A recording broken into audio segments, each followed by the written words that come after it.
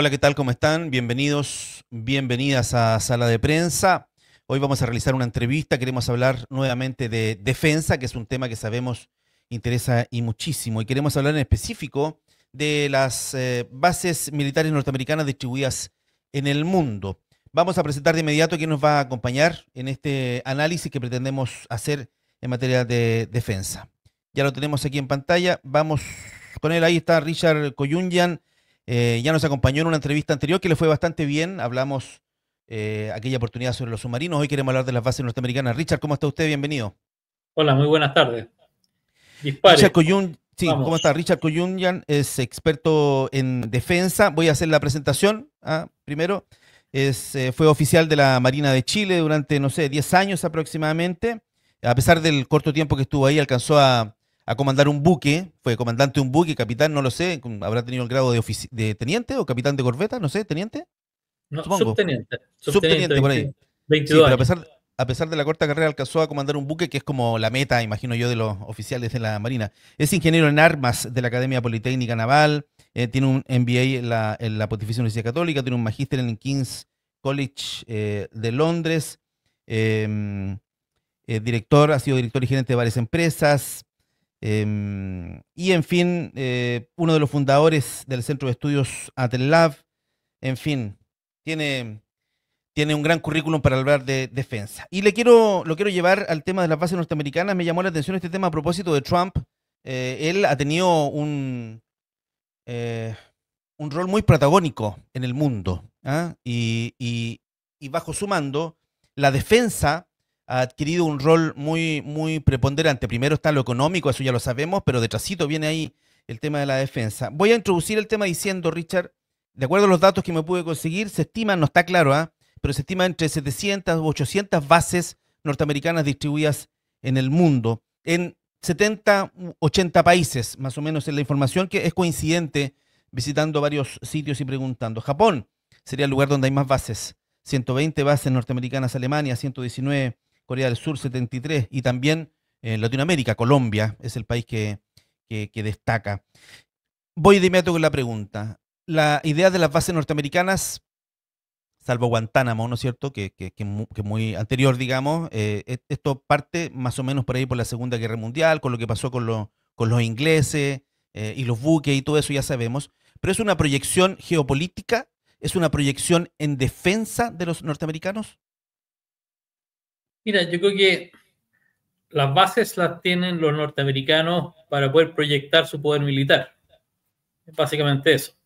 Proyectarlo desde Estados Unidos a grandes distancias es más difícil, por lo tanto es más fácil tener una base más cerca del teatro de operaciones y proyectar el poder desde ahí. Ahora, dicho eso, los bombarderos que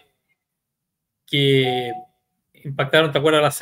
Donde supuestamente estaban las plantas de producción de material nuclear iraní. Sí, claro. Los aviones volaron desde Estados Unidos, fueron reabastecidos múltiples veces en vuelo, pero no operaron de ninguna de las bases cercanas.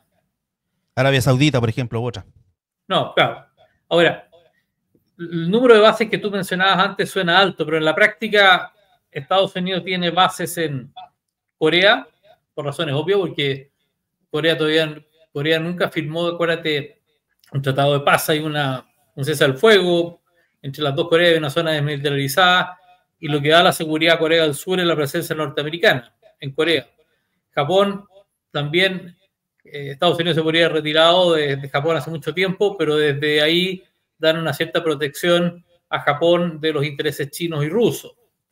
Y así todas tienen una lógica. Hoy en día están en un proceso de no abrir bases en Australia, pero por ejemplo utilizar bases australianas en el norte de Australia, particularmente para mantención de los submarinos nucleares americanos cuando están operando en la zona, pasan ahí, le dan, digamos, para recreación de la tripulación y abastecimiento del buque. Y así, después tú te vas, en Latinoamérica hoy en día tienen poco, está bastante disminuida la presencia norteamericana acuérdate que antiguamente tenían todas estas bases en el canal de Panamá, después cuando estuvieron... Por razones obvias también por lo estratégico del canal, obvio. No, bueno, eran los dueños del canal y Sí, claro. controlaban ahí, para ellos era crítico. Eh, y hoy en día algo tuvieron en Colombia y también en Manta, en Ecuador, Pero eso yo Pero diría que perdón, ellos, pero perdón, ahí la lógica bueno, en Canal de Panamá está claro, ¿no es cierto? Pero la lógica de Colombia es una lógica, porque uno entiende, no, la lógica de Ecuador y Colombia era guerra contra el narco, digamos, eso, y es contra una la lógica guerrilla y distinta. contra los narcotraficantes que utilizaban, que exportaban desde ahí, y también en algún minuto los norteamericanos estuvieron operando en Perú y operando en Bolivia, y en Chile durante la Segunda Guerra Mundial también no tenían instalaciones propias, pero sí tenían presencia militar, particularmente en el norte de Chile, donde estaban las minas de cobre, ya porque eran considerados material estratégico para el esfuerzo de la guerra. Y así ellos han ido utilizando, digamos, un concepto flexible. Hay algunos donde mantienen la presencia permanente y otros la han ido cerrando. Por ejemplo, ahora no me extrañaría que reabrieran bases en Filipinas. En Filipinas estaba Subic Bay y todas estas bases que tenían que venían desde la Segunda Guerra Mundial y que también sirvieron para, durante el periodo de la Guerra Fría, dar cierta seguridad al todo lo que es Asia cercano a China o cercano a Rusia y a la Corea del Norte. Entonces, los tipos han ido utilizando ese concepto con cierta flexibilidad. A veces quedan las bases, quedan para, por ejemplo, todas las bases norteamericanas que quedaron en Panamá, quedaron para las fuerzas digamos, de defensa de Panamá. No tienen en realidad fuerzas de defensa, pero algo parecido tienen ellos. Y así, entonces después tenían, acuerdan que tienen bases en España, en Italia, en distintos lugares del Mediterráneo, muchas bases en Gran Bretaña, desde donde operan también elementos estratégicos, bases en Alemania, que era Francia no había mucho, en Alemania era muy intenso, pero era parte de la proyección de la seguridad que daba Estados Unidos y la OTAN a Alemania occidental durante el periodo de la Guerra Fría. Y en algunos de esos lugares quedaron instalaciones de ellos donde también particularmente desde Europa, de Alemania, apoyan esfuerzos en el Medio Oriente. Entonces en el Medio Oriente tienen fuerzas desplegadas, pero por ejemplo la logística del Medio Oriente puede estar ubicada eventualmente en Italia, en España o en Alemania. Ya cuando evacúan heridos desde Afganistán, de Irak y de esos lugares del Medio Oriente, o el Asia Menor, como le llamaban antiguamente, la gente los transportan a Alemania y de Alemania después se van a Estados Unidos. ¿Cómo funciona el tema? En el fondo, esto es una mezcla, Hugo, de logística y de capacidad de proyectar fuerza. Entonces, en algunas bases que tú tienes, las tienes principalmente de todas esas bases que instalaron transitoriamente en Irak, Afganistán y lugares así, o proveían logística y capacidad de operar. Pero tienen distintos niveles las bases de capacidad logística, es decir, tú tienes centros logísticos principales y probablemente la logística que maneja más cerca del teatro de operaciones es más liviana. Sí, claro, yo entiendo la lógica como de pequeños satélites donde pueden llegar y desde ahí desplegarse. Y está perfecta esa Sí. lógica. Pero le quiero preguntar sobre cómo funciona la lógica de la soberanía en estos lugares. Porque yo nunca he estado en una base norteamericana, no tengo idea cómo funcionan adentro. No es el símil de una embajada, supongo yo, que es un terreno soberano propio, nadie puede entrar. O sí, un poco. Yo creo que lo hay de los dos conceptos, los hay soberanos y los hay que Hay tienen bases tratados. soberanas que funcionan como embajada y otras que no. Claro, es decir, hay algunos que son más soberanos y otros menos soberanos y algunos que tienen tratados, acuerdos entre los dos países y muchos de ellos, que en general lo que está pasando hoy en día, que probablemente están tendiendo modelos conjuntos, porque acuerdan que muchas veces el personal civil o el personal de soporte de esas bases es personal, digamos, del propio país que están destinados. Y hay a veces bases que comparten con otros aliados de la OTAN. Es muy propio de instalaciones militares en el Medio Oriente, particularmente en el más cercano, digamos, a lo que es la península es decir, todo lo que es Arabia Saudita, Yemen, el Mar Rojo y todos esos lugares donde los norteamericanos tienen bases conjuntas con los británicos. ¿Ya? Entonces, que son aliados OTAN y son aliados que tienen acuerdos de operación entre ellos. Entonces, aquí lo que te quiero decir es que existen los conceptos de operación, de manejo de estas bases y dónde se eligen, depende mucho de la necesidad que tengas en ese lugar y si estás operando solo o estás operando en conjunto con alguien. Entonces, Pero no hay cesión de soberanía, no hay cesión de soberanía. No, nunca, es decir, digamos, han habido sesiones de soberanía, como ha sido la islas británicas que fueron cedidas en su uso por 99 o por 100 años a los Estados Unidos como parte del acuerdo durante la Segunda Guerra Mundial, que Estados Unidos le pasó destructores y los británicos Sí. pagaron con instalaciones. Sí, Entonces, claro. Diego García es de esa lógica. Pero hoy en día probablemente el soberano o el país más cercano a esos lugares está pidiendo tener la soberanía en el lugar y ya quitársela a Estados Unidos o a Inglaterra. Después, durante la guerra de las Falklands o las Malvinas, como le llaman otros, se utilizaron instalaciones, los británicos utilizaron instalaciones que eran de ellos cedidas en su uso a los norteamericanos, pero tenían que transportar, ¿no es cierto?, bienes y logística y aeronaves desde Gran Bretaña todo el camino para abajo, y fueron utilizando todas estas islas que tienen por el Atlántico, ¿no es cierto?, que van bajando hasta hacia el Atlántico Sur. Y entonces, por eso que quiero decir, una cosa es soberanía o no soberanía, y la otra es con quién estoy trabajando, y si trabajo solo o trabajo en conjunto con otro aliado de la OTAN. Sí, ya que mencionó el tema de las Falkland, le quiero preguntar dos cositas ahí. Sí. Usted dice cómo los británicos llegaron a la Falkland o Malvinas, como le dicen los argentinos, la utilización del terreno nacional chileno durante las Falkland. Lo que pasa es que, a ver, yo creo que ahí hay algunos mitos y hay otras realidades. ¿Ya? Entonces hay gente por eso se lo pregunto. Claro, hay gente que diría que, algunos dicen que la isla, la base que está en San Félix, fue utilizada por aeronaves británicas. Yo no estaba en servicio en esa época como para constatar si es que estaban o no efectivamente aviones británicos operando desde allá, básicamente aviones de exploración. Y después, yo diría que esa es como la circunstancia, porque lo otro fue eventualmente la utilización, es decir, helicópteros británicos que aterrizaron en el sur de Chile, digamos, en Tierra del Fuego, o más cercano a Punta Arenas, qué sé yo, donde los tipos aterrizaron para desembarcar fuerzas especiales que iban a ir a atacar o inutilizar o neutralizar aeronaves o instalaciones argentinas. Recuerda que hubo un helicóptero que aterrizó y lo quemaron y lo destruyeron, ¿ya? Ahora, si esa fue la única misión o no, todavía ese material no ha sido desclasificado por los británicos y el gobierno de Chile nunca se ha referido a esa materia. Pero sí hubo intercambio, o más bien ofrecimiento de información del gobierno de Chile de aquella época a los británicos. De inteligencia, probablemente. Básicamente de esa época se entiende que eran a través de la embajada y oficiales británicos que contactaban al general Matei o oficiales que trabajaban con él. Era muy relacionado a todo lo que era operaciones aéreas. Acuérdense que cuando uno está en la zona de Punta Arenas, ya la cordillera de los Andes quedó en nuestras manos, y por lo tanto lo que un radar operando en Punta Arenas podía detectar.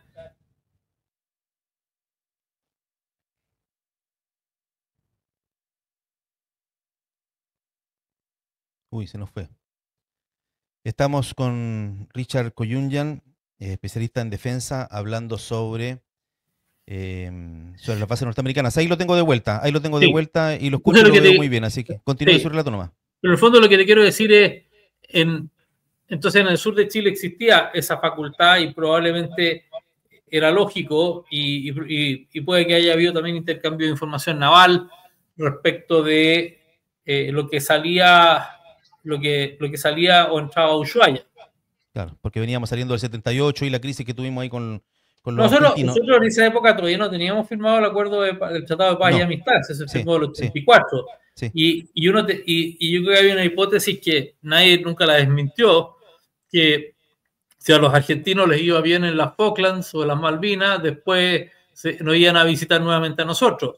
Y el grado de armamento, yo diría de armamento que tenía Argentina, de equipamiento, era notoriamente mejor el 82 que el 78. El 82 ya había llegado parte de lo que habían comprado en Alemania y en Francia, y si los hubiera ido bien, probablemente habrían recibido más AM-39 y habríamos tenido los superestandar con los AM-39 operando desde el 25 de mayo, que era una realidad que no existía el 78, que el 25 de mayo solamente estaba operando con los A4 Skyhawk. Sí, cuando habla de 25 de mayo, Richard habla del portaaviones que tuvo Argentina. Era un ex portaavión que había pasado por mano de segunda mano, digamos. Británico. Sí, pero de igual forma era un portaaviones igual. Y sabemos que y sabemos que los submarinos ingleses le tenían mucha gana y estuvieron muy cerquita, pero al final no pasó nada. Bueno, pues, digamos, ellos tuvieron éxito y ahí es donde volviendo a lo que hablamos la vez pasada, esa la validez o la fuerza de tener submarinos, digamos, que tú puedes neutralizar una flota completa, como fue el caso de la flota argentina, que después del hundimiento del Belgrano decidió que era muy peligroso aventurar todos sus recursos en el Atlántico Sur, ya, porque probablemente el destino iba a ser nefasto. Pero volviendo a lo que hablamos originalmente, es cosa como que tú tengo un mapa atrás mío y uno tiene que decir, bueno, ok, ¿dónde hay intereses norteamericanos?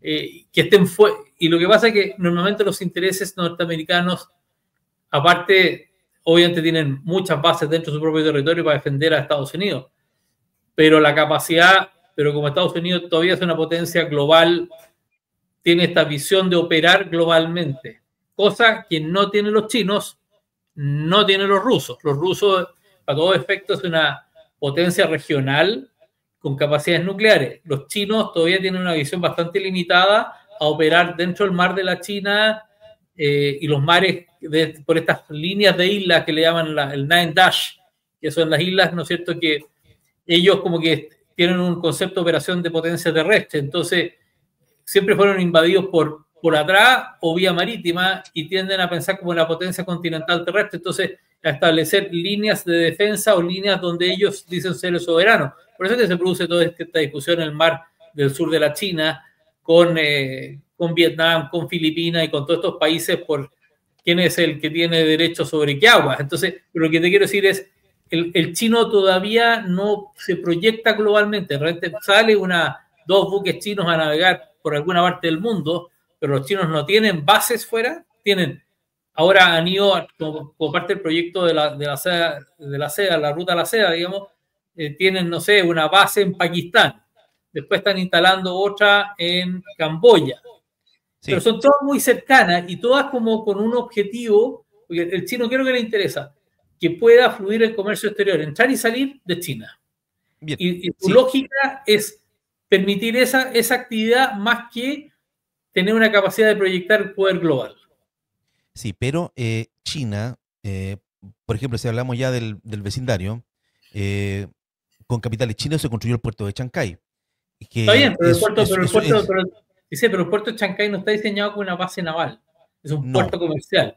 Y a China y los buques de guerra chinos no visitan Chancay. En cambio, todas las bases norteamericanas tienen personal militar y normalmente almacenamiento de municiones, de misiles, lo que sea, de sistemas de armas, y los utilizan y operan, ¿ya? Y hay toda una logística de las familias que viven ahí, se trasladan, colegios, etc.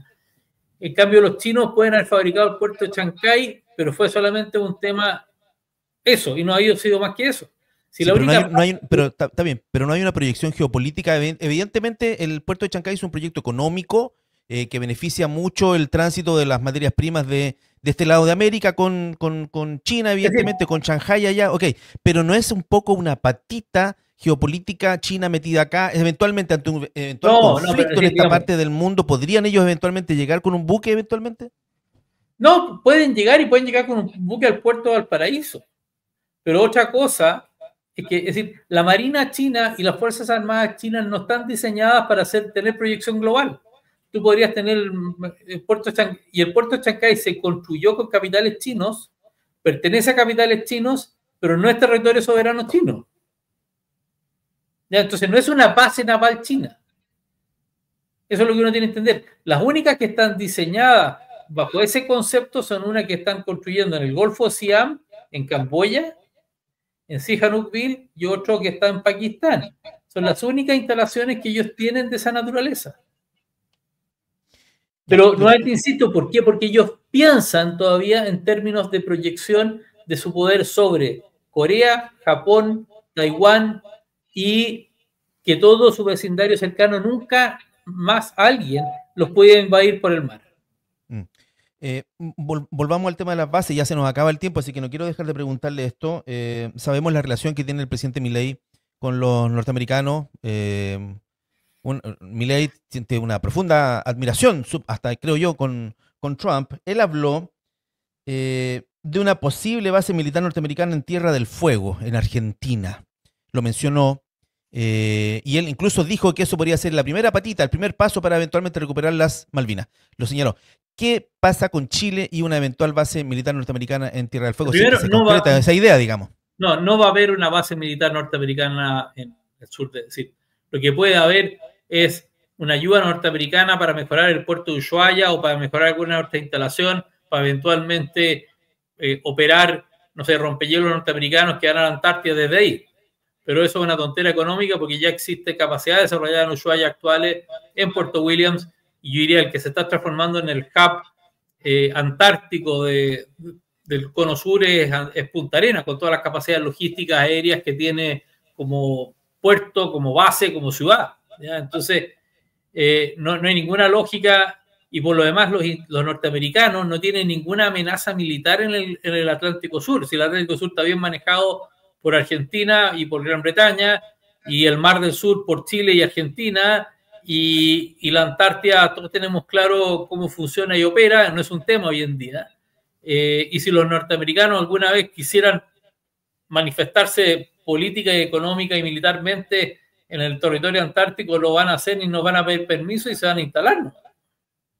¿Ya? Entonces, lo que quiero decir, y las Falklands nunca van a estar bajo riesgo de Argentina o de Estados Unidos, porque Gran Bretaña es el principal aliado militar de Estados Unidos en el mundo. Incluso la compra de los F-16 que hizo Argentina vienen con limitaciones de uso respecto de las Falklands o las Malvinas. Porque esos F-16 venían con cierto equipamiento y componentes británicos, y por lo tanto los británicos tenían derecho a veto, y se autorizó conforme sucediera, digamos, que esto es como siempre y cuando. Claro. Es como antiguamente cuando después de la Segunda Guerra Mundial se volvió muy popular que Estados Unidos donaba material militar, aéreo, militar y naval a todos los países de Sudamérica, así, o los podías adquirir en condiciones muy baratas. Entonces habían unos que eran bajo el Pacto de Ayuda Militar. El Pacto de Ayuda Militar, tú podías utilizar ese material solamente para defensa hemisférica, pero no podías utilizarlo en teoría en una guerra contra Argentina o contra Perú. Ya, las últimas dos cositas. Chile y los norteamericanos. A ver, yo ya soy algo viejo ya y me acuerdo en los 80 que la NASA hizo algún intento. No, incluso vino gente de la NASA para instalar una especie de aterrizaje, un plan para que los transbordadores aterrizaran en Isla de Pascua, en Mataveri. Ahí tenemos Ahí se hizo, pero eso fue un acuerdo de la NASA con Chile para poder, porque cuando operaban los transbordadores, que hoy en día no operan transbordadores, ya hoy en día lo hace SpaceX, o sea, de los más. Entonces, dentro de las órbitas globales, eventualmente con pistas de emergencia, se determinó que Mataveri era el único lugar donde podían alargar esa pista, ¿listo? Y así también se establecieron acuerdos con Chile para las estaciones de monitoreo que están en Peldehue, por ejemplo, fuese una estación de traqueo de satélite y de todo lo que de satélite y de los transbordadores. Hoy en día, que yo sepa, no tenemos ningún acuerdo operativo con Estados Unidos, porque hoy en día creo que no es necesario, y lo único que tienen algo en este territorio para acá cerca es una estación de monitoreo en la Patagonia Argentina de los chinos, que es una instalación soberana china que opera para traqueo de satélites chinos. Sí, yo le iba a mencionar dos cosas. Le iba a mencionar lo de Mataveri, que lo tengo súper claro, y sabemos que vinieron los gringos para acá y estuvieron ahí en Mataveri. Me acuerdo cuando se alargó la pista y se hizo todo. Sí, me acuerdo claramente de eso, lo he visto en mucha prensa. Y lo otro que se mencionó también fue lo de Concón, que en Concón también había interés de los norteamericanos en tener ahí no voy a decir una base militar, pero sí un emplazamiento, de alguna manera. Es que no tienen, es decir, se puede haber hablado, pero los norteamericanos no tienen ningún interés militar, económico, político en esta parte del mundo, como para tener una instalación ahí en Concón. Entonces, eso no vuela. Nunca va a volar. Y lo más cercano, acuérdense que cuando partimos la conversación, fue en su minuto durante la Segunda Guerra Mundial, cuando sí, en acuerdo con el gobierno de Chile, que el gobierno de Chile en un principio era neutral, pero después se sumó a los esfuerzos, o por lo menos legalmente los esfuerzos bélicos contra el eje y contra Japón. Los americanos sí, digamos, llevaron recursos al norte de Chile y gente que con con la asistencia o no asistencia a lo que se llamaba en esa época la defensa de costa, instalaron cañones costeros para poder proteger los puertos por donde se embarcaba y desembarcaba el mineral de cobre. Y eso yo diría que ha sido lo más cercano a algo norteamericano en territorio chileno. Muy bien, hemos hablado mucho rato, yo tenía proyectado una entrevista 15 minutos, imagínense, hemos hablado 25, es un temazo este, a mí lo encuentro muy interesante y es bueno que se converse porque se habla de las bases norteamericanas y todo el mundo habla de los emplazamientos norteamericanos, pero nadie profundiza un poquito en este asunto. Richard, te quiero agradecer nuevamente esta posibilidad de conversar con nosotros, con Sala de Prensa. Muchas gracias, que les vaya muy bien. Y se me olvidaba un detalle, la DEA, recuerden que la DEA estuvo operando en Bolivia, pero más que como instalaciones militares eran, aparte de los esfuerzos que hacían en Ecuador y Colombia, también estuvieron instalados en Bolivia para todo lo que era el esfuerzo contra las drogas. O sea, yo tenía presupuestado preguntarle sobre Irán en Bolivia, que también tienen... No, Irán hoy en día, olvídate, Irán después de los pepinazos que le pegaron se multiplicó por cero. Es decir, Irán ya no tiene cero influencia en lo que es Bolivia o Venezuela. Pero la tuvo y Bolivia tiene material bélico que de Irán, los drones y otras cosas. Sí, pero son los drones modelo 0 marca 1, es decir, digamos, probablemente te lo puedes echar con una onda. ¿Ya? Muchas gracias, Richard, ha sido muy gentil. Que les vaya muy bien, chao. Nos vemos, chao, hasta la próxima. Bien, ahí estaba conversando con nosotros Richard Koyunyan, especialista en defensa. Profundizamos sobre el tema de las bases militares norteamericanas distribuidas en el mundo. Son cerca de 800, son hartas. Y conocimos también los objetivos que tienen algunas de ellas. Muchas gracias a ustedes por estar aquí en esta entrevista. Nos encontramos en la próxima. Que estén muy bien. Chao, adiós.